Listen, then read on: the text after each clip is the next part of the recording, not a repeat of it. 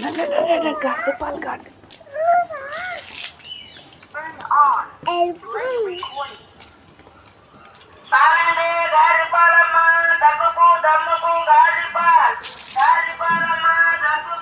ఏమైంది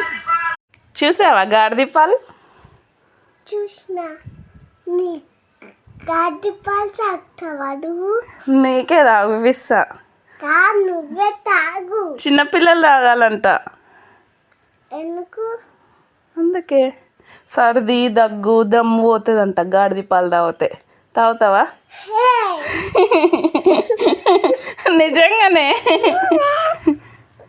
తీసుకోవాలా గాడిద పాలు తీసుకుంటా